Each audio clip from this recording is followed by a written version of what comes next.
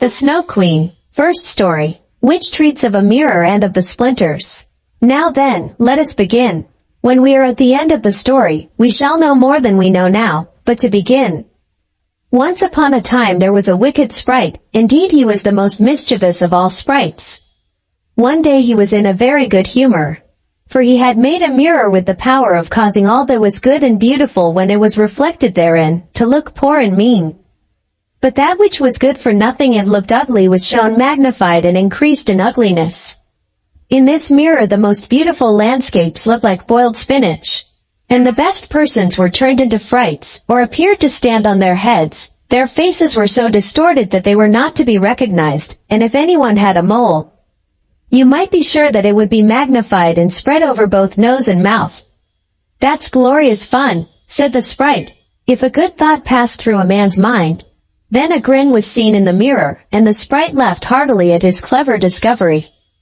All the little sprites who went to his school, for he kept a sprite school, told each other that a miracle had happened, and that now only, as they thought, it would be possible to see how the world really looked. They ran about with the mirror, and at last there was not a land or a person who was not represented distorted in the mirror. So then they thought they would fly up to the sky and have a joke there. The higher they flew with the mirror, the more terribly it grinned. They could hardly hold it fast.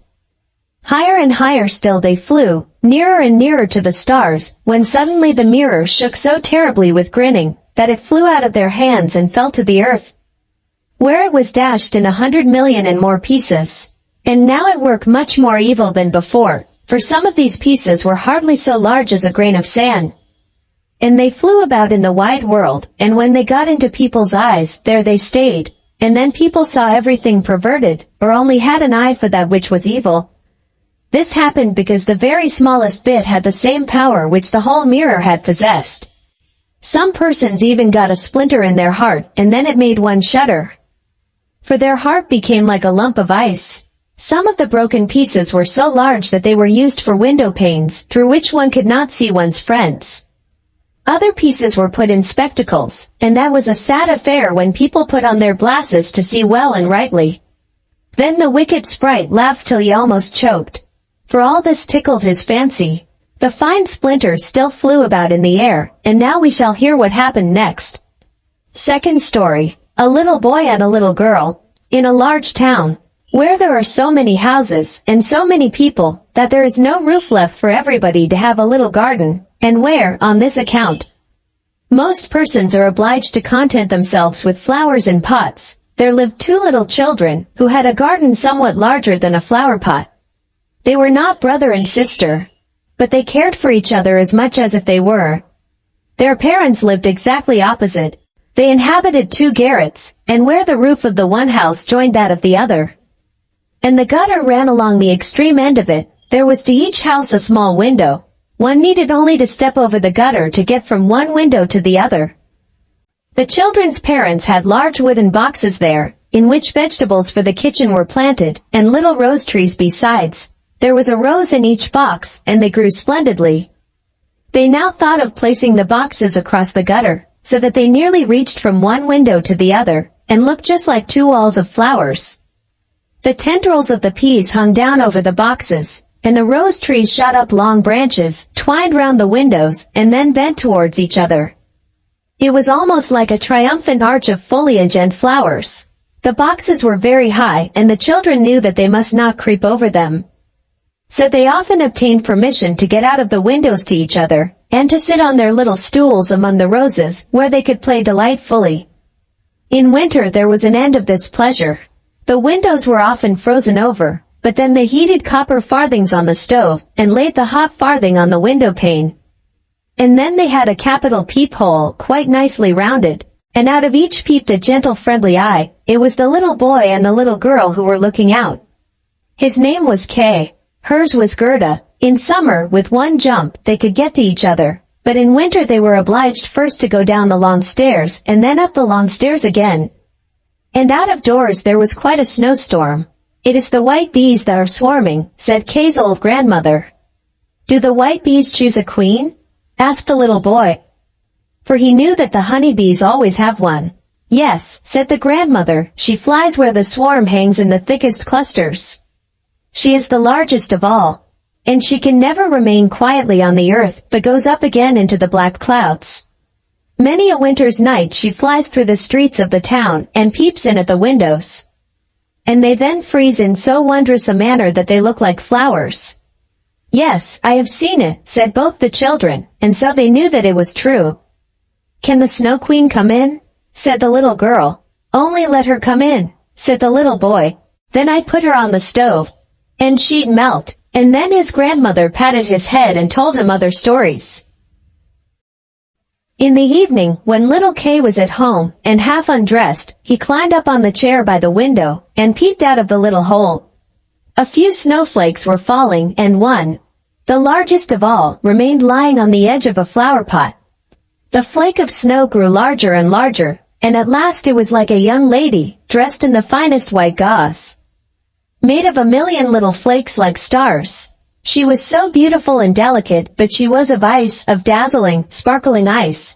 Yet she lived, her eyes gazed fixedly, like two stars. But there was neither quiet nor repose in them. She nodded towards the window, and beckoned with her hand. The little boy was frightened, and jumped down from the chair. It seemed to him as if, at the same moment, a large bird flew past the window. The next day it was a sharp frost, and then the spring came. The sun shone, the green leaves appeared, the swallows built their nests. The windows were opened, and the little children again sat in their pretty garden, high up on the leads at the top of the house. That summer the roses flowered in unwonted beauty. The little girl had learned a hymn, in which there was something about roses, and then she thought of her own flowers, and she sang the verse to the little boy, who then sang it with her. The rose in the valley is blooming so sweet, and angels descend there the children to greet. And the children held each other by the hand, kissed the roses, looked up at the clear sunshine, and spoke as though they really saw angels there. What lovely summer days those were! How delightful to be out in the air, near the fresh rose bushes, that seemed as if they would never finish blossoming. Kay and Gerda looked at the picture book full of beasts and of birds, and it was then, the clock in the church tower was just striking 5, that Kay said, "Oh, I feel such a sharp pain in my heart, and now something has got into my eye." The little girl put her arms around his neck. He winked his eaves, now there was nothing to be seen. "I think it is out now," said he, but it was not. It was just one of those pieces of glass from the magic mirror that had got into his eye. And poor Kay had got another piece right in his heart. "It will soon become like ice." It did not hurt any longer, but there it was. "What are you crying for?" asked he. "You look so ugly." "There's nothing the matter with me." "Ah," said he at once, "that rose is cankered. And look, this one is quite crooked. After all, these roses are very ugly. They are just like the box they are planted in." And then he gave the box a good kick with his foot and pulled both the roses up. "What are you doing?" cried the little girl, and as he perceived her fright, he pulled up another rose, got in at the window, and hastened off from dear little Gerda. Afterwards, when she brought her picture book, he asked, "What horrid beasts have you there?" And if his grandmother told them stories, he always interrupted her. Besides, if he could manage it, he would get behind her, put on her spectacles, and imitate her way of speaking. He copied all her ways, and then everybody laughed at him. He was soon able to imitate the gait and manner of everyone in the street. Everything that was peculiar and displeasing in them, that Kay knew how to imitate, and at such times all the people said, "The boy is certainly very clever." But it was the glass he had got in his eye, the glass that was sticking in his heart, which made him tease even little Gerda, whose whole soul was devoted to him. His games now were quite different to what they had formerly been, they were so very knowing. One winter's day, when the flakes of snow were flying about, he spread the skirts of his blue coat and caught the snow as it fell. "Look through this glass, Gerda," said he, and every flake seemed larger, and appeared like a magnificent flower or beautiful star. It was splendid to look at. "Look, how clever," said Kay. "That's much more interesting than real flowers. They are as exact as possible, there are not a fault in them, if they did not melt." It was not long after this That Kay came one day with large gloves on, and his little sledge at his back, and bawled right into Gerda's ears, "I have permission to go out into the square where the others are playing." And off he was in a moment. There, in the marketplace, some of the boldest of the boys used to tie their sledges to the carts as they passed by, and so they were pulled along, and got a good ride. It was so capital. Just as they were in the very height of their amusement, a large sledge passed by. It was painted quite white, and there was someone in it wrapped up in a rough white mantle of fur, with a rough white fur cap on his head. The sledge drove round the square twice, and Kay tied on his sledge as quickly as he could, and off he drove with it. On they went quicker and quicker into the next street, and the person who drove turned round to Kay, and nodded to him in a friendly manner, just as if they knew each other. Every time he was going to untie his sledge, the person nodded to him, and then Kay sat quiet. And so on they went till they came outside the gates of the town. Then the snow began to fall so thickly that the little boy could not see an arm's length before him, but still on he went. When suddenly he let go the string he held in his hand in order to get loose from the sledge, but it was of no use. Still the little vehicle rushed on with the quickness of the wind. He then cried as loud as he could, but no one beard him. The snow drifted and the sledge flew on, and sometimes it gave a jerk as though they were driving over hedges and ditches. He was quite frightened, and he tried to repeat the Lord's Prayer, but all he could do, he was only able to remember the multiplication table. The snowflakes grew larger and larger, till at last they looked just like great white fowls. Suddenly they flew on one side, the large sledge stopped, and the person who drove rose up. It was a lady. Her cloak and cap were of snow. She was tall and of slender figure and of a dazzling whiteness. It was the Snow Queen. "We have traveled fast," said she, "but it is freezingly cold. Come under my bearskin." And she put him in the sledge beside her, wrapped the fur round him, and he felt as though he were sinking in a snow wreath. "Are you still cold?" asked she. And then she kissed his forehead. Ah! It was colder than ice. It penetrated to his very heart, which was already almost a frozen lump. It seemed to him as if he were about to die, but a moment more and it was quite congenial to him, and he did not remark the cold that was around him. "My sledge! Do not forget my sledge!" It was the first thing he thought of.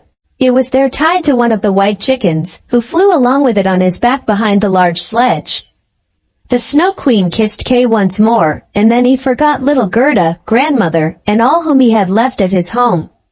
"Now you will have no more kisses," said she, "or else I should kiss you to death." Kay looked at her. She was very beautiful. A more clever or a more lovely countenance he could not fancy to himself, and she no longer appeared of ice as before. When she sat outside the window and beckoned to him, in his eyes she was perfect. He did not fear her at all, and told her that he could calculate in his head and with fractions, even. That he knew the number of square miles there were in the different countries, and how many inhabitants they contained, and she smiled while he spoke. It then seemed to him as if what he knew was not enough, and he looked upwards in the large huge empty space above him, and on she flew with him, flew high over the black clouds, while the storm moaned and whistled as though it were singing some old tune. On they flew over woods and lakes, over seas and many lands, and beneath them the chilling storm rushed fast. The wolves howled, the snow crackled. Above them flew large screaming crows, but higher up appeared the moon, quite large and bright. And it was on it that Kay gazed during the long, long winter's night, while by day he slept at the feet of the Snow Queen. Third story. Of the flower garden at the old woman's who understood witchcraft. But what became of little Gerda when Kay did not return? Where could he be? Nobody knew. Nobody could give any intelligence. All the boys knew was that they had seen him tie his sledge to another large and splendid one, which drove down the street and out of the town. Nobody knew where he was. Many sad tears were shed, and little Gerda wept long and bitterly. At last she said he must be dead, that he had been drowned in the river which flowed close to the town. Oh, those were very long and dismal winter evenings. At last spring came, with its warm sunshine. "Kay is dead and gone," said little Gerda. "That I don't believe," said the sunshine. "Kay is dead and gone," said she to the swallows. "That I don't believe," said they, and at last little Gerda did not think so any longer either. "I'll put on my red shoes," said she, one morning. Kay has never seen them, and then I'll go down to the river and ask there. It was quite early. She kissed her old grandmother, who was still asleep, put on her red shoes, and went alone to the river. Is it true that you have taken my little playfellow? I will make you a present of my red shoes if you will give him back to me. And as it seemed to her, the blue waves nodded in a strange manner. Then she took off her red shoes, the most precious things she possessed, and threw them both into the river. But they fell close to the bank, and the little waves bore them immediately to land. It was as if the stream would not take what was dearest to her, for in reality it had not got little Kay. But Gerda thought that she had not thrown the shoes out far enough, so she clambered into a boat which lay among the rushes, went to the farthest end, and threw out the shoes. But the boat was not fastened, and the motion which she occasioned made it drift from the shore. She observed this and hastened to get back, but before she could do so, the boat was more than a yard from the land and was gliding quickly onward. Little Gerda was very frightened and began to cry, but no one heard her except the sparrows. And they could not carry her to land, but they flew along the bank and sang as if to comfort her, "Here we are. Here we are." The boat drifted with the stream. Little Gerda sat quite still without shoes, for they were swimming behind the boat, but she could not reach them because the boat went much faster than they did. The banks on both sides were beautiful. Lovely flowers, venerable trees, and slopes with sheep and cows, but not a human being was to be seen. "Perhaps the river will carry me to little Kay," said she, and then she grew less sad. She rose and looked for many hours at the beautiful green banks.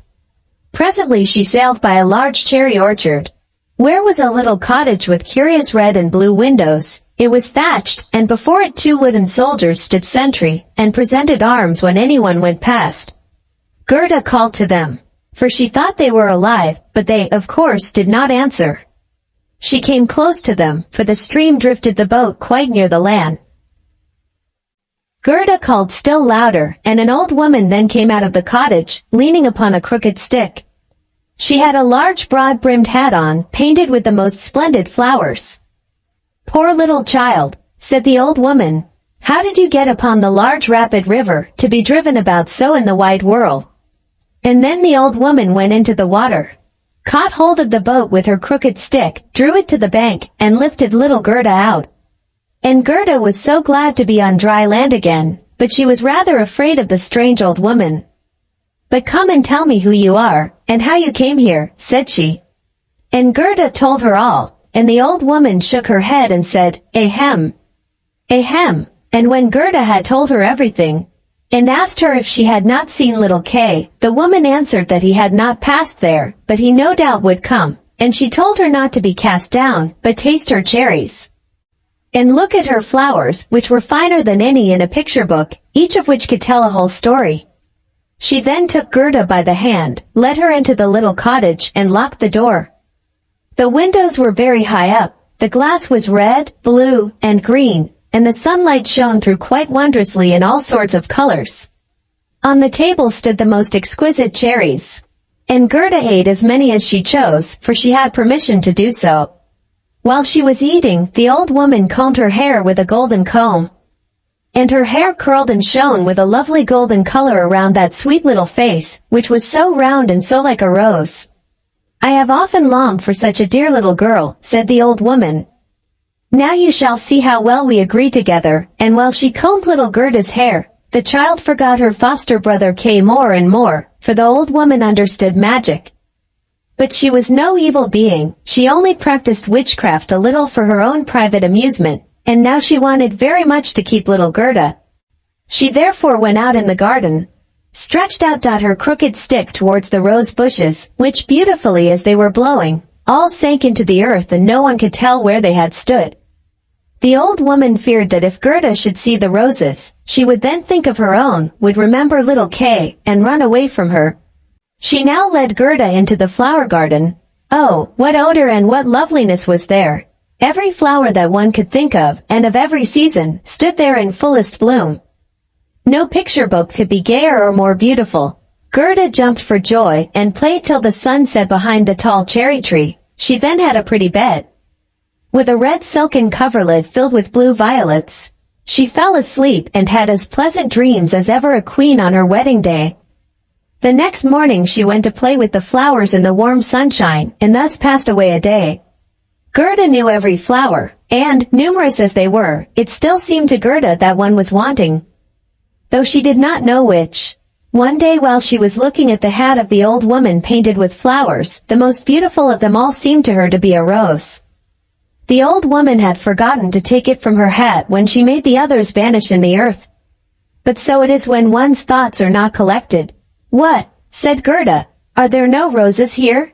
And she ran about amongst the flower beds, and looked, but there was not one to be found. She then sat down and wept. But her hot tears fell just where a rose bush had sunk, and when her warm tears watered the ground, the tree shot up suddenly as fresh and blooming as when it had been swallowed up. Gerda kissed the roses, thought of her own dear roses at home, and with them of little Kay. "Oh, how long I have stayed," said the little girl. "I intended to look for Kay. Don't you know where he is?" she asked of the roses. "Do you think he is dead and gone?" "Dead he certainly is not," said the roses. "We have been in the earth where all the dead are." But Kay was not there. "Many thanks," said little Gerda, and she went to the other flowers, looked into their cups, and asked, "Don't you know where little Kay is?" But every flower stood in the sunshine, and dreamed its own fairy tale or its own story, and they all told her very many things, but not one knew anything of Kay. Well, what did the tiger lily say? "Hearest thou not the drum? Bum, bum, those are the only two tones. Always bum, bum, hark to the plaintive song of the old woman, to the call of the priests." The Hindu woman in her long robe stands upon the funeral pile. The flames rise around her and her dead husband, but the Hindu woman thinks on the living one in the surrounding circle. On him whose eyes burn hotter than the flames, on him, the fire of whose eyes pierces her heart more than the flames which soon will burn her body to ashes. Can the heart's flame die in the flame of the funeral pile? "I don't understand that at all," said little Gerda. "That is my story," said the lily. "What did the convolvulus say?" "Projecting over a narrow mountain path there hangs an old feudal castle. Thick evergreens grow on the dilapidated walls, and around the altar, where a lovely maiden is standing, she bends over the railing and looks out upon the rose. No fresher rose hangs on the branches than she. No apple blossom carried away by the wind is more buoyant. How her silken robe is rustling. Is he not yet come?" "Is it Kay that you mean?" asked little Gerda. "I am speaking about my story, about my dream," answered the convolvulus. "What did the snowdrops say?" "Between the trees a long board is hanging, it is a swing. Two little girls are sitting in it, and swing themselves backwards and forwards, their frocks are as white as snow, and long green silk ribbons flutter from their bonnets. Their brother, who is older than they are, stands up in the swing. He twines his arms round the cords to hold himself fast, for in one hand he has a little cup and in the other a clay pipe. He is blowing soap bubbles. The swing moves and the bubbles float in charming changing colors. The last is still hanging to the end of the pipe and rocks in the breeze. The swing moves. The little black dog, as light as a soap bubble, jumps up on his hind legs to try to get into the swing. It moves, the dog falls down, barks, and is angry. They tease him. The bubble bursts. A swing, a bursting bubble, such is my song. What you relate may be very pretty, but you tell it in so melancholy a manner, and do not mention Kay. What did the hyacinths say? There were once upon a time 3 sisters, quite transparent and very beautiful. The robe of the one was red, that of the second blue, and that of the third white. They danced hand in hand beside the calm lake in the clear moonshine.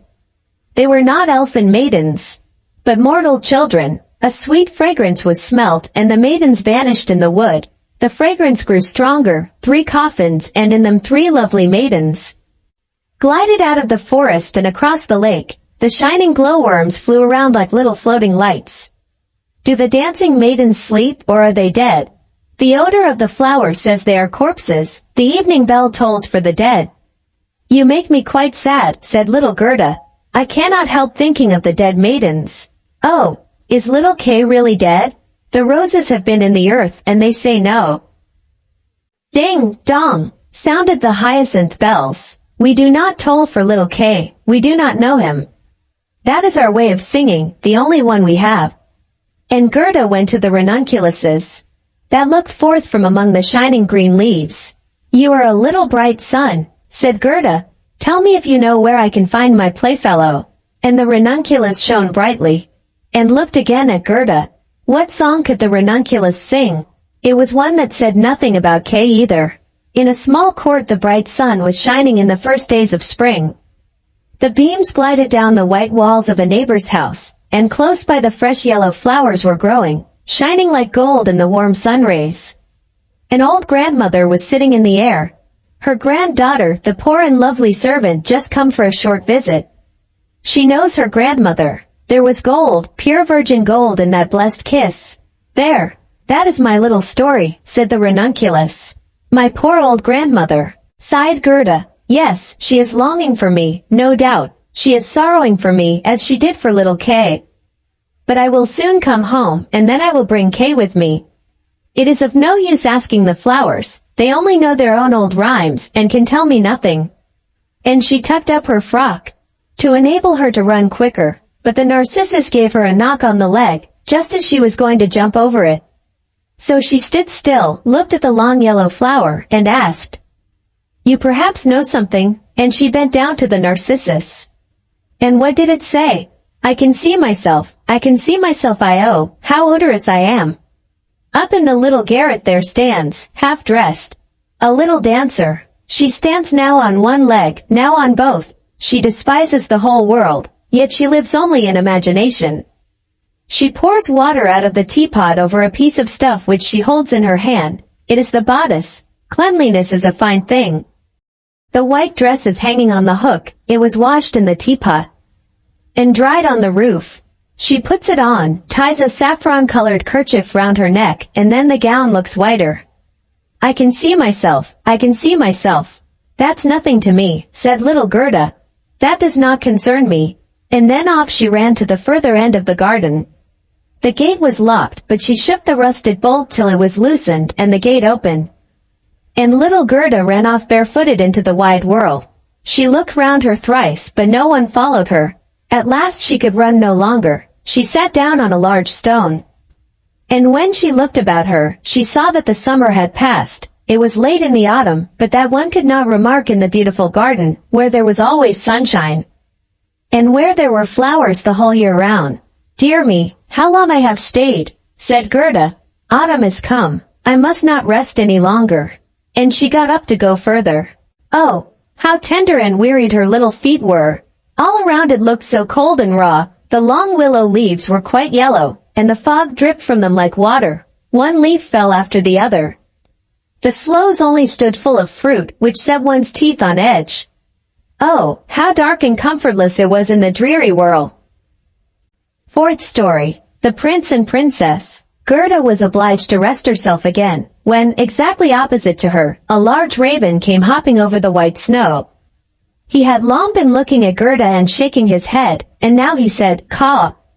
Caw! Good day, good day. He could not say it better, but he felt a sympathy for the little girl, and asked her where she was going all alone. The word alone Gerda understood quite well, and felt how much was expressed by it, so she told the raven her whole history, and asked if he had not seen Kay. The raven nodded very gravely and said, It may be, it may be. What, do you really think so? Cried the little girl, and she nearly squeezed the raven to death. So much did she kiss him. Gently, gently, said the raven. I think I know, I think that it may be little Kay. But now he has forgotten you for the princess. Does he live with a princess? Asked Gerda. Yes, listen, said the raven, but it will be difficult for me to speak your language. If you understand the raven language I can tell you better. No, I have not learned it, said Gerda, but my grandmother understands it, and she can speak gibberish too. I wish I had learned it. No matter, said the raven, I will tell you as well as I can. However, it will be bad enough. And then he told all he knew. In the kingdom where we now are there lives a princess, who is extraordinarily clever, for she has read all the newspapers in the whole world, and has forgotten them again, so clever is she. She was lately, it is said, sitting on her throne, which is not very amusing after all, when she began humming an old tune, and it was just, oh, why should I not be married? That song is not without its meaning, said she, and so then she was determined to marry. But she would have a husband who knew how to give an answer when he was spoken to, not one who looked only as if he were a great personage, for that is so tiresome. She then had all the ladies of the court drum together, and when they heard her intention, all were very pleased, and said, "We are very glad to hear it. It is the very thing we were thinking of." "You may believe every word I say," said the raven, "for I have a tame sweetheart that hops about in the palace quite free, and it was she who told me all this." The newspapers appeared forthwith with a border of hearts and the initials of the princess. And therein you might read that every good-looking young man was at liberty to come to the palace and speak to the princess, and he who spoke in such wise as showed he felt himself at home there, that one the princess would choose for her husband. "Yes, yes," said the raven, "you may believe it. It is as true as I am sitting here." People came in crowds, there was a crush and a hurry, but no one was successful either on the first or second day. They could all talk well enough when they were out in the street, but as soon as they came inside the palace gates and saw the guard richly dressed in silver, and the lackeys in gold on the staircase, and the large illuminated saloons, then they were abashed, and when they stood before the throne on which the princess was sitting, all they could do was to repeat the last word they had uttered, and to hear it again did not interest her very much. It was just as if the people within were under a charm, and had fallen into a trance till they came out again into the street, for then, oh, then, they could chatter enough. There was a whole row of them standing from the town gates to the palace. "I was there myself to look," said the raven. "They grew hungry and thirsty, but from the palace they got nothing whatever, not even a glass of water. Some of the cleverest, it is true, had taken bread and butter with them, but none shared it with his neighbor, for each thought, let him look hungry, and then the princess won't have him." "But Kay, little Kay," said Gerda, "when did he come? Was he among the number?" "Patience, patience, we are just come to him. It was on the third day when a little personage without horse or equipage came marching right boldly up to the palace. His eyes shone like yours, he had beautiful long hair, but his clothes were very shabby." "That was Kay," cried Gerda, with a voice of delight. "Oh, now I've found him," and she clapped her hands for joy. "He had a little knapsack at his back," said the raven. "No, that was certainly his sledge," said Gerda, "for when he went away he took his sledge with him." "That may be," said the raven, "I did not examine him so minutely, but I know from my tame sweetheart that when he came into the courtyard of the palace, and saw the bodyguard in silver, the lackeys on the staircase, he was not the least abashed. He nodded, and said to them, 'It must be very tiresome to stand on the stairs, for my part I shall go in.' The saloons were gleaming with lustres, privy councillors and excellencies were walking about barefooted, and wore gold keys. It was enough to make anyone feel uncomfortable. His boots creaked too, so loudly, but still he was not at all afraid.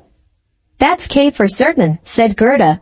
"I know he had on new boots, I have heard them creaking in Grandmamma's room." "Yes, they creaked," said the raven.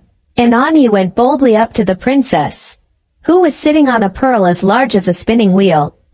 All the ladies of the court, with their attendants and attendants, and all the cavaliers, with their gentlemen and gentlemen's gentlemen, stood round, and the nearer they stood to the door, the prouder they looked.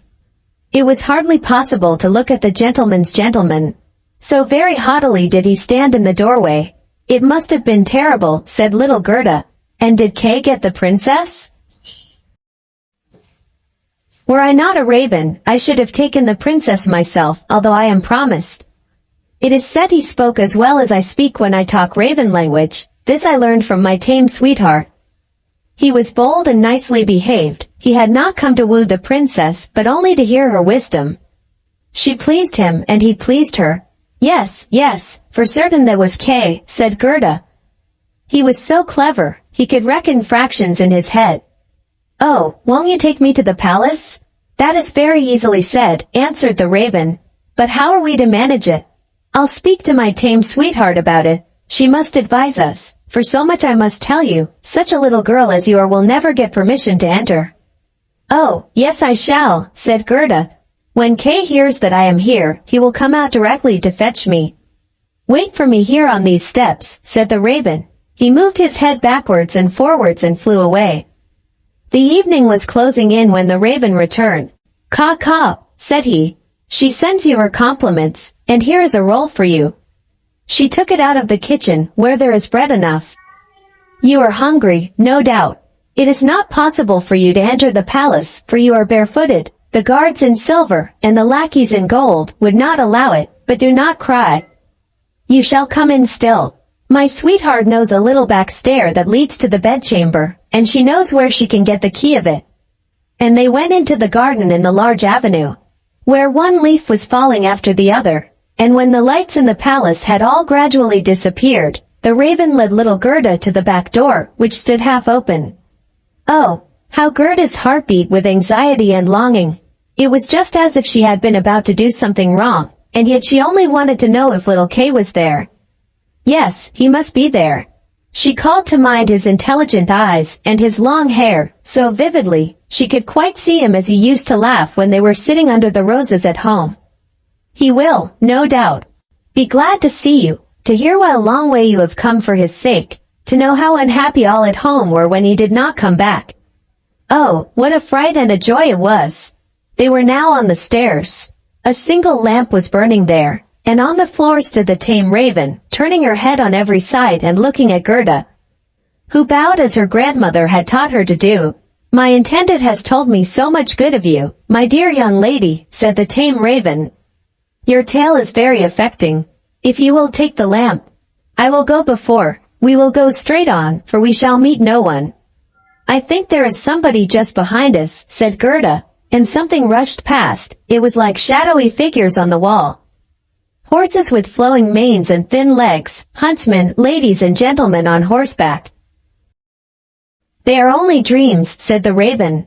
"They come to fetch the thoughts of the high personages to the chase. 'Tis well, for now you can observe them in bed all the better. But let me find, when you enjoy honor and distinction, that you possess a grateful heart." "Tut, that's not worth talking about," said the raven of the woods. They now entered the first saloon, which was of rose-colored satin, with artificial flowers on the wall. Here the dreams were rushing past, but they hastened by so quickly that Gerda could not see the high personages. One hall was more magnificent than the other. One might indeed well be abashed, and at last they came into the bedchamber. The ceiling of the room resembled a large palm tree with leaves of glass. Of costly glass, and in the middle, from a thick golden stem, hung two beds, each of which resembled a lily. One was white, and in this lay the princess, the other was red. And it was here that Gerda was to look for little Kay.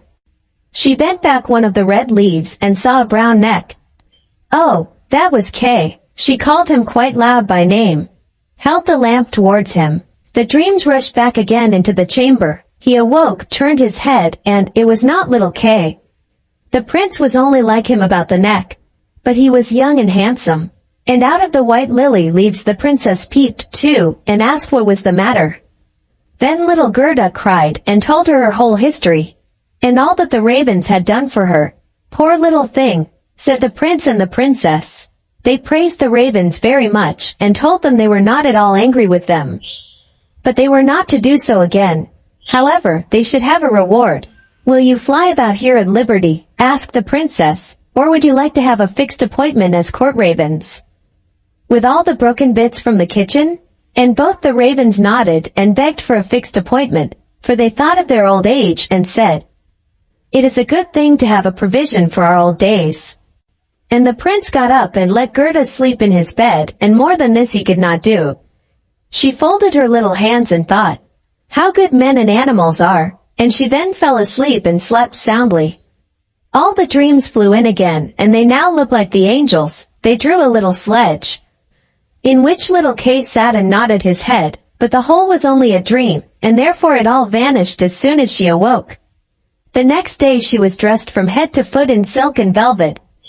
They offered to let her stay at the palace and lead a happy life, but she begged to have a little carriage with a horse in front, and for a small pair of shoes. Then, she said, she would again go forth in the wide world and look for Kay. Shoes and a muff were given her. She was, too, dressed very nicely, and when she was about to set off, a new carriage stopped before the door. It was of pure gold, and the arms of the prince and princess shone like a star upon it. The coachman, the footman, and the outriders, for outriders were there, too, all wore golden crowns. The prince and the princess assisted her into the carriage themselves and wished her all success. The Raven of the Woods, who was now married, accompanied her for the first 3 miles. He sat beside Gerda, for he could not bear riding backwards. The other raven stood in the doorway and flapped her wings. She could not accompany Gerda, because she suffered from headache since she had had a fixed appointment and ate so much. The carriage was lined inside with sugar plums, and in the seats were fruits and gingerbread. "Farewell, farewell," cried Prince and Princess, and Gerda wept and the raven wept.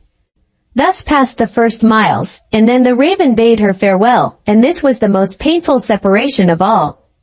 He flew into a tree and beat his black wings as long as he could see the carriage that shone from afar like a sunbeam. Fifth story. The Little Robber Maiden. They drove through the dark wood, but the carriage shone like a torch, and it dazzled the eyes of the robbers, so that they could not bear to look at it. "'Tis gold, 'tis gold," they cried, and they rushed forward, seized the horses, knocked down the little postilion, the coachman, and the servants, and pulled little Gerda out of the carriage. "How plump, how beautiful she is! She must have been fed on nut kernels," said the old female robber, who had a long, scrubby beard, and bushy eyebrows that hung down over her eyes. "She is as good as a fatted lamb. How nice she will be!" And then she drew out a knife, the blade of which shone so that it was quite dreadful to behold. "Oh!" cried the woman at the same moment. She had been bitten in the ear by her own little daughter, who hung at her back, and who was so wild and unmanageable that it was quite amusing to see her. "You naughty child," said the mother. And now she had not time to kill Gerda. "She shall play with me," said the little robber child. "She shall give me her muff and her pretty frock. She shall sleep in my bed." And then she gave her mother another bite, so that she jumped and ran round with the pain, and the robbers laughed and said, "Look, how she is dancing with the little one." "I will go into the carriage," said the little robber maiden, and she would have her will, for she was very spoiled and very headstrong. She and Gerda got in, and then away they drove over the stumps of felled trees deeper and deeper into the woods. The little robber maiden was as tall as Gerda, but stronger, broader-shouldered, and of dark complexion. Her eyes were quite black, they looked almost melancholy. She embraced little Gerda and said, "They shall not kill you as long as I am not displeased with you. You are, doubtless, a princess?" "No," said little Gerda, who then related all that had happened to her, and how much she cared about little Kay. The little robber maiden looked at her with a serious air, nodded her head slightly, and said, "They shall not kill you, even if I am angry with you. Then I will do it myself," and she dried Gerda's eyes, and put both her hands in the handsome muff, which was so soft and warm. At length the carriage stopped. They were in the midst of the courtyard of a robber's castle. It was full of cracks from top to bottom, and out of the openings magpies and rooks were flying, and the great bulldogs, each of which looked as if he could swallow a man, jumped up, but they did not bark, for that was forbidden. In the midst of the large, old, smoking hall burned a great fire on the stone floor. The smoke disappeared under the stones and had to seek its own egress. In an immense cauldron soup was boiling, and rabbits and hares were being roasted on a spit. "You shall sleep with me tonight with all my animals," said the little robber maiden. They had something to eat and drink, and then went into a corner where straw and carpets were lying. Beside them, on laths and perches, sat nearly 100 pigeons, all asleep, seemingly. But yet they moved a little when the robber maiden came. "They are all mine," said she, at the same time seizing one that was next to her by the legs and shaking it so that its wings fluttered. "Kiss it," cried the little girl, and flung the pigeon in Gerda's face. "Up there is the rabble of the wood," continued she, pointing to several laths which were fastened before a hole high up in the wall. "That's the rabble. They would all fly away immediately if they were not well fastened in. And here is my dear old back," and she laid hold of the horns of a reindeer that had a bright copper ring round its neck and was tethered to the spot. We are obliged to lock this fellow in too, or he would make his escape. Every evening I tickle his neck with my sharp knife. He is so frightened at it." And the little girl drew forth a long knife from a crack in the wall and let it glide over the reindeer's neck. The poor animal kicked. The girl laughed and pulled Gerda into bed with her. "Do you intend to keep your knife while you sleep?" asked Gerda, looking at it rather fearfully. "I always sleep with the knife," said the little robber maiden. "There is no knowing what may happen. But tell me now, once more, all about little Kay, and why you have started off in the wide world alone." And Gerda related all, from the very beginning. The wood pigeons cooed above in their cage, and the others slept. The little robber maiden wound her arm round Gerda's neck, held the knife in the other hand, and snored so loud that everybody could hear her, but Gerda could not close her eyes, for she did not know whether she was to live or die. The robbers sat round the fire, sang and drank, and the old female robber jumped about so that it was quite dreadful for Gerda to see her. Then the wood pigeons said, "Coo, cool, we have seen little Kay. A white hen carries his sledge. He himself sat in the carriage of the Snow Queen, who passed here, down just over the wood. As we lay in our nest, she blew upon us young ones, and all died except we two." "Coo, coo, what is that you say up there?" cried little Gerda. "Where did the Snow Queen go to? Do you know anything about it? She has no doubt gone to Lapland, for there is always snow and ice there. Only ask the reindeer, who is tethered there. Ice and snow is there. There it is. Glorious and beautiful," said the reindeer. "One can spring about in the large shining valleys. The Snow Queen has her summer tent there, but her fixed abode is high up towards the North Pole, on the island called Spitzbergen." "Oh, Kay, poor little Kay," sighed Gerda. "Do you choose to be quiet?" said the robber maiden. "If you don't, I shall make you." In the morning Gerda told her all that the wood pigeons had said, and the little maiden looked very serious, but she nodded her head and said, "That's no matter, that's no matter." "Do you know where Lapland lies?" she asked of the reindeer. "Who should know better than I?" said the animal, and his eyes rolled in his head. "I was born and bred there, there I leapt about on the fields of snow." "Listen," said the robber maiden to Gerda. "You see that the men are gone, but my mother is still here and will remain. However, towards morning she takes a draught out of the large flask, and then she sleeps a little. Then I will do something for you." She now jumped out of bed, flew to her mother, with her arms round her neck, and pulling her by the beard, said, "Good morrow, my own sweet nanny goat of a mother." And her mother took hold of her nose and pinched it till it was red and blue. But this was all done out of pure love. When the mother had taken a sup at her flask, and was having a nap, the little robber maiden went to the reindeer and said, "I should very much like to give you still many a tickling with the sharp knife, for then you are so amusing. However, I will untether you, and help you out, so that you may go back to Lapland. But you must make good use of your legs, and take this little girl for me to the palace of the Snow Queen, where her playfellow is." You have heard, I suppose, all she said, for she spoke loud enough. And you were listening. The reindeer gave a bound for joy. The robber maiden lifted up little Gerda, and took the precaution to bind her fast on the reindeer's back. She even gave her a small cushion to sit on. "Here are your worsted leggins, for it will be cold, but the muff I shall keep for myself, for it is so very pretty. But I do not wish you to be cold. Here is a pair of lined gloves of my mother's, they just reach up to your elbow. On with them. Now you look about the hands just like my ugly old mother." And Gerda wept for joy. "I can't bear to see you fretting," said the little robber maiden. "This is just the time when you ought to look pleased. Here are 2 loaves and a ham for you, so that you won't starve." The bread and the meat were fastened to the reindeer's back. The little maiden opened the door, called in all the dogs, and then with her knife cut the rope that fastened the animal, and said to him, "Now, off with you. But take good care of the little girl." And Gerda stretched out her hands with the large wadded gloves towards the robber maiden, and said, "Farewell." And the reindeer flew on over bush and bramble, through the great wood, over moor and heath, as fast as he could go. DDSA, DDSA, was heard in the sky. It was just as if somebody was sneezing. "These are my old northern lights," said the reindeer. "Look how they gleam." And on he now sped still quicker, day and night on he went. The loaves were consumed, and the ham too, and now they were in Lapland. Sixth story. The Lapland woman and the Finland woman. Suddenly they stopped before a little house, which looked very miserable.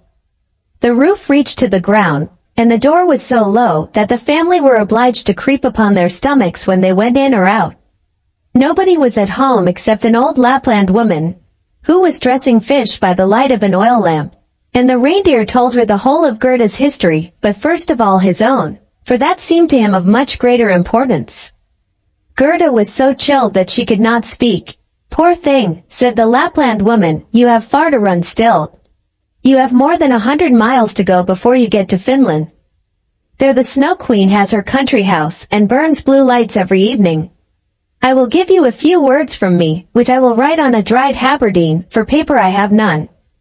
This you can take with you to the Finland woman, and she will be able to give you more information than I can." When Gerda had warmed herself and had eaten and drunk, the Lapland woman wrote a few words on a dried haberdine, begged Gerda to take care of them, put her on the reindeer, bound her fast, and away sprang the animal. DDSA. DDSA was again heard in the air. The most charming blue lights burned the whole night in the sky, and at last they came to Finland. They knocked at the chimney of the Finland woman, for as to a door, she had none. There was such a heat inside that the Finland woman herself went about almost naked. She was diminutive and dirty. She immediately loosened little Gerda's clothes, pulled off her thick gloves and boots, for otherwise the heat would have been too great, and after laying a piece of ice on the reindeer's head, read what was written on the fish skin. She read it 3 times, she then knew it by heart. So she put the fish into the cupboard, for it might very well be eaten, and she never threw anything away. Then the reindeer related his own story first, and afterwards that of little Gerda, and the Finland woman winked her eyes but said nothing. "You are so clever," said the reindeer, "you can, I know, twist all the winds of the world together in a knot. If the seaman loosens one knot, then he has a good wind, if a second, then it blows pretty stiffly, if he undoes the third and fourth, then it rages so that the forests are upturned. Will you give the little maiden a potion, that she may possess the strength of 12 men, and vanquish the Snow Queen?" "The strength of 12 men," said the Finland woman. "Much good that would be." Then she went to a cupboard and drew out a large skin rolled up. When she had unrolled it, strange characters were to be seen written thereon, and the Finland woman read at such a rate that the perspiration trickled down her forehead. But the reindeer begged so hard for little Gerda, and Gerda looked so imploringly with tearful eyes at the Finland woman, that she winked and drew the reindeer aside into a corner, where they whispered together while the animal got some fresh ice put on his head. "'Tis true, little Kay is at the Snow Queen's and finds everything there quite to his taste. And he thinks it the very best place in the world, but the reason of that is, he has a splinter of glass in his eye and in his heart. These must be got out first. Otherwise he will never go back to mankind, and the Snow Queen will retain her power over him. But can you give little Gerda nothing to take which will endue her with power over the whole?" "I can give her no more power than what she has already. Don't you see how great it is? Don't you see how men and animals are forced to serve her? How well she gets through the world barefooted? She must not hear of her power from us. That power lies in her heart, because she is a sweet and innocent child. If she cannot get to the Snow Queen by herself, and rid little Kay of the glass, we cannot help her. 2 miles hence the garden of the Snow Queen begins. Thither you may carry the little girl. Set her down by the large bush with red berries, standing in the snow. Don't stay talking, but hasten back as fast as possible." And now the Finland woman placed little Gerda on the reindeer's back, and off he ran with all imaginable speed. "Oh, I have not got my boots. I have not brought my gloves," cried little Gerda. She remarked she was without them from the cutting frost, but the reindeer dared not stand still. On he ran till he came to the great bush with the red berries, and there he set Gerda down, kissed her mouth, while large bright tears flowed from the animal's eyes. And then back he went as fast as possible. There stood poor Gerda now, without shoes or gloves, in the very middle of dreadful icy Finland. She ran on as fast as she could. There then came a whole regiment of snowflakes, but they did not fall from above, and they were quite bright and shining from the aurora borealis. The flakes ran along the ground, and the nearer they came the larger they grew. Gerda well remembered how large and strange the snowflakes appeared when she once saw them through a magnifying glass. But now they were large and terrific in another manner. They were all alive. They were the outposts of the Snow Queen. They had the most wondrous shapes. Some looked like large ugly porcupines. Others like snakes knotted together, with their heads sticking out, and others, again, like small fat bears, with the hair standing on end. All were of dazzling whiteness, all were living snowflakes. Little Gerda repeated the Lord's Prayer. The cold was so intense that she could see her own breath, which came like smoke out of her mouth. It grew thicker and thicker, and took the form of little angels, that grew more and more when they touched the earth. All had helms on their heads, and lances and shields in their hands. They increased in numbers, and when Gerda had finished the Lord's Prayer, she was surrounded by a whole legion. They thrust at the horrid snowflakes with their spears, so that they flew into 1,000 pieces, and little Gerda walked on bravely and in security. The angels patted her hands and feet, and then she felt the cold less and went on quickly towards the palace of the Snow Queen. But now we shall see how Kay fared. He never thought of Gerda, and least of all that she was standing before the palace. 7th story. What took place in the palace of the Snow Queen. And what happened afterward? The walls of the palace were of driving snow, and the windows and doors of cutting winds. There were more than 100 halls there, according as the snow was driven by the winds. The largest was many miles in extent. All were lighted up by the powerful aurora borealis, and all were so large, so empty, so icy cold, and so resplendent. Mirth never reigned there. There was never even a little bear ball, with the storm for music, while the polar bears went on their hind legs and showed off their steps. Never a little tea party of white young lady foxes. Vast, cold, and empty were the halls of the Snow Queen. The northern lights shone with such precision that one could tell exactly when they were at their highest or lowest degree of brightness. In the middle of the empty, endless hall of snow, was a frozen lake. It was cracked in 1,000 pieces, but each piece was so like the other, that it seemed the work of a cunning artificer.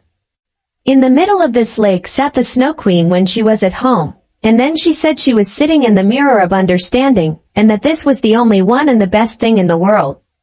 Little Kay was quite blue, yes, nearly black with cold, but he did not observe it, for she had kissed away all feeling of cold from his body, and his heart was a lump of ice. He was dragging along some pointed flat pieces of ice, which he laid together in all possible ways, for he wanted to make something with them. Just as we have little flat pieces of wood to make geometrical figures with, called the Chinese puzzle. Kay made all sorts of figures, the most complicated, for it was an ice puzzle for the understanding. In his eyes the figures were extraordinarily beautiful, and of the utmost importance, for the bit of glass which was in his eye caused this. He found whole figures which represented a written word, but he never could manage to represent just the word he wanted. That word was eternity, and the Snow Queen had said, "If you can discover that figure, you shall be your own master, and I will make you a present of the whole world and a pair of new skates." But he could not find it out. "I am going now to warm lands," said the Snow Queen. "I must have a look down into the black cauldrons." It was the volcanoes Vesuvius and Etna that she meant. "I will just give them a coating of white, for that is as it ought to be. Besides, it is good for the oranges and the grapes." And then away she flew. And Kay sat quite alone in the empty halls of ice that were miles long, and looked at the blocks of ice, and thought till his skull was almost cracked. There he sat quite benumbed and motionless. One would have imagined he was frozen to death. Suddenly little Gerda stepped through the great portal into the palace. The gate was formed of cutting winds, but Gerda repeated her evening prayer, and the winds were laid as though they slept, and the little maiden entered the vast, empty, cold halls. There she beheld Kay. She recognized him, flew to embrace him, and cried out, her arms firmly holding him the while, "Kay, sweet little Kay! Have I then found you at last?" But he sat quite still, benumbed and cold. Then little Gerda shed burning tears, and they fell on his bosom, they penetrated to his heart, they thawed the lumps of ice. and consumed the splinters of the looking-glass. He looked at her, and she sang the hymn, "The rose in the valley is blooming so sweet." And angels descend there the children to greet. Hereupon Kay burst into tears. He wept so much that the splinter rolled out of his eye, and he recognized her, and shouted, "Gerda, sweet little Gerda! Where have you been so long? And where have I been?" He looked round him. "How cold it is here," said he. "How empty and cold." And he held fast by Gerda, who laughed and wept for joy. It was so beautiful that even the blocks of ice danced about for joy, and when they were tired and laid themselves down, they formed exactly the letters which the Snow Queen had told him to find out. So now he was his own master, and he would have the whole world and a pair of new skates into the bargain. Gerda kissed his cheeks, and they grew quite blooming. She kissed his eyes, and they shone like her own. She kissed his hands and feet, and he was again well and merry. The Snow Queen might come back as soon as she liked. There stood his discharge written in resplendent masses of ice. They took each other by the hand, and wandered forth out of the large hall. They talked of their old grandmother, and of the roses upon the roof, and wherever they went, the winds ceased raging, and the sun burst forth. And when they reached the bush with the red berries, they found the reindeer waiting for them. He had brought another, a young one, with him, whose udder was filled with milk, which he gave to the little ones, and kissed their lips. They then carried Kay and Gerda, first to the Finland woman, where they warmed themselves in the warm room, and learned what they were to do on their journey home, and they went to the Lapland woman, who made some new clothes for them and repaired their sledges. The reindeer and the young hind leapt along beside them, and accompanied them to the boundary of the country. Here the first vegetation peeped forth. Here Kay and Gerda took leave of the Lapland woman. "Farewell, farewell," they all said, and the first green buds appeared. The first little birds began to chirrup, and out of the wood came, riding on a magnificent horse, which Gerda knew, it was one of the leaders in the golden carriage, a young damsel with a bright red cap on her head and armed with pistols. It was the little robber maiden, who, tired of being at home, had determined to make a journey to the north, and afterwards in another direction, if that did not please her. She recognized Gerda immediately, and Gerda knew her too. It was a joyful meeting. "You are a fine fellow for tramping about," said she to little Kay. "I should like to know, faith, if you deserve that one should run from one end of the world to the other for your sake." But Gerda patted her cheeks, and inquired for the prince and princess. "They are gone abroad," said the other. "But the raven?" asked little Gerda. "Oh, the raven is dead," she answered.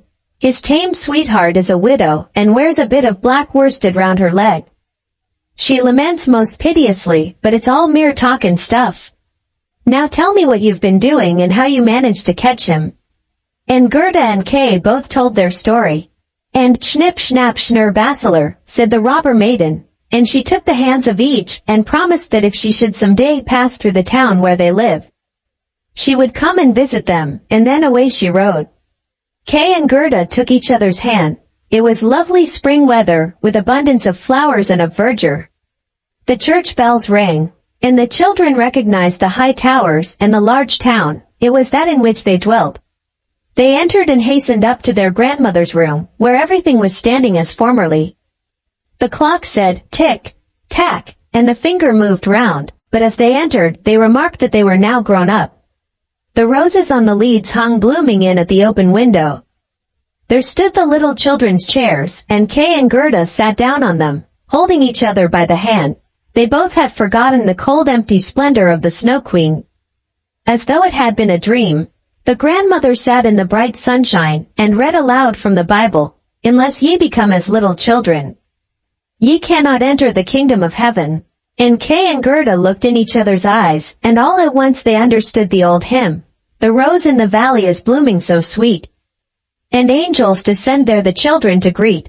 There sat the two grown-up persons, grown up and yet children, children at least in heart, and it was summertime, summer, glorious summer.